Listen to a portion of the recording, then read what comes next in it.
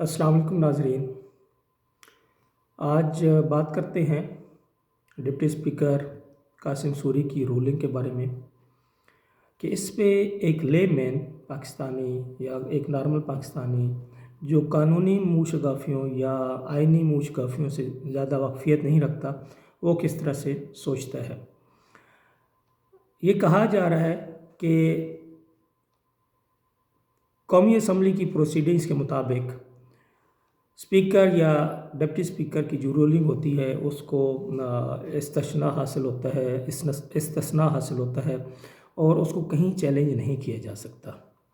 یہ ایک عام بات کی جا رہی ہے بار بار میڈیا پہ، سوشل میڈیا پہ، ایون جو سابقہ وزیر قانون فواد چودھری ہے اس کے بھی یہ بیان بار بار آ رہا ہے، اور سوشل میڈیا پہ اور خاص طور ٹویٹر پہ ایک وہ لائن لکھی ہوئی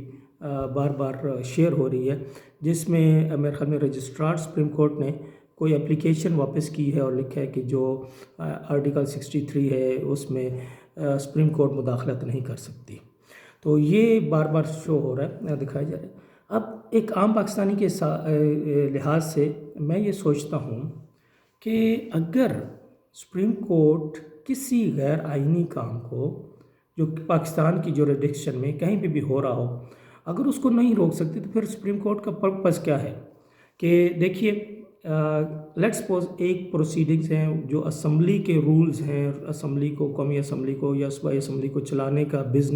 طریقہ کار ہے، میتھڈ ہے کہ جی کون سا ایجنڈا پہلے ہوگا، کون سا بعد میں ہوگا، جو رول آف بزنس ہیں ان کو معطل کر کے کوئی چیز پیش کر دی گئی۔ تو اس میں تو سمجھ آتی ہے کہ وہاں پہ اگر اسپیکر یا ڈپٹی اسپیکر رولنگ دے دیتا ہے تو اس کو تو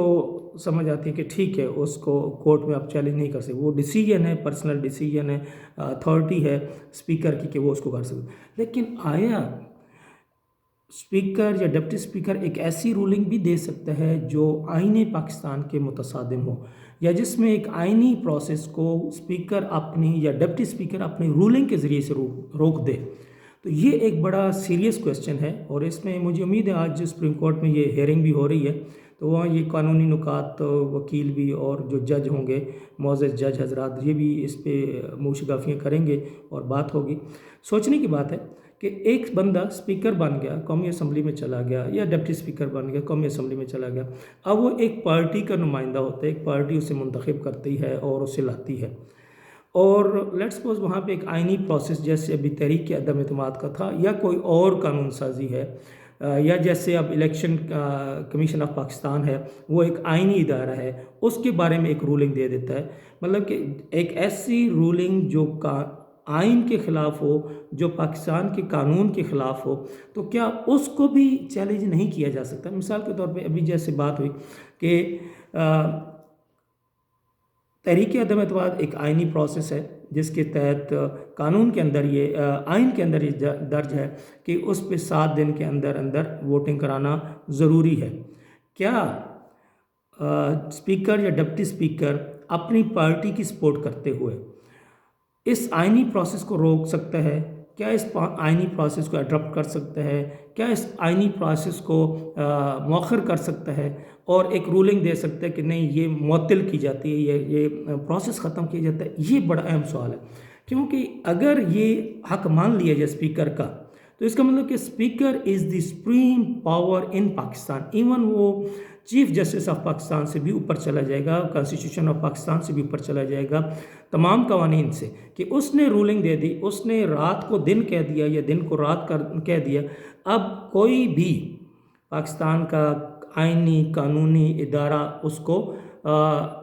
رات کو دن نہیں کہہ سکتا، کیونکہ اسپیکر نے رولنگ دے دی ہے کہ ناؤ اٹ از نائٹ۔ تو یہ بڑا اہم ہے، یہ ایک اگر آج سپریم کورٹ میں یہ بات مان لی جاتی ہے کہ اسپیکر کی رولنگ چیلنج نہیں ہو سکتی بغیر کسی ایکسپلینیشن کے، کہ کون سی رولنگ چیلنج نہیں ہو سکتی، کون سی لیمٹس ہیں، کیا اسپیکر کا یا ڈپٹی اسپیکر کا جو اختیار ہے وہ لامحدود ہے یا وہ محدود ہے with some limitation یا with some restriction within some کیا کہتے ہیں کہ جو لیگل باؤنڈریز ہیں ان کے اندر ہے، یا وہ لامحدود ہے؟ اگر آج سپریم کورٹ یہ کہتی ہے کہ جی ود آؤٹ اینی لمیٹیشن کہ جی اسپیکر کی یا ڈپٹی اسپیکر کی رولنگ کو چیلنج نہیں کیا جا سکتا کسی بھی کورٹ آف لا میں، تو اٹ مین کہ you are going to open up new path اور new door to sabotage the constitution of Pakistan in future. اور فیوچر میں پھر یہ ذہن میں رکھیے گا کہ پھر کوئی ڈیموکریٹک گورنمنٹ نہیں ہوگی. ایون وہ اگر ڈیموکریٹکلی وہ چوز ہو کے بھی آئیں گے، اگر قومی اسمبلی کے جو ممبران ہیں، کوئی وزیر اعظم ہے وہ منتخب اس پہ عدم اعتماد کرتے ہیں اور تحریک عدم اعتماد پیش کرتے ہیں، اب وہاں پہ اسپیکر وزیر اعظم کی پارٹی کا ہے تو وہ وہاں رولنگ دے دے گا کہ جی یہ آپ کی تحریک کالعدم ہے، تو پھر اس کو چیلنج نہیں کیا جا سکتا. تو یہ بڑی ایک عجیب سی چیز ہے، اور میں نہیں سمجھتا کہ اس میں کوئی اتنا اہم نقطہ ہے یا کوئی اتنی اہم سمجھنے کی بات ہے کہ جو کسی کو سمجھ نہ آ رہی ہو کہ اگر اسپیکر کے اختیارات لامحدود ہو جائیں، کل وہ رولنگ دے سکتا ہے کہ میں نے آج آرمی چیف کو ہٹا دیا، تو کیا وہ رولنگ اپلائی ہوگی؟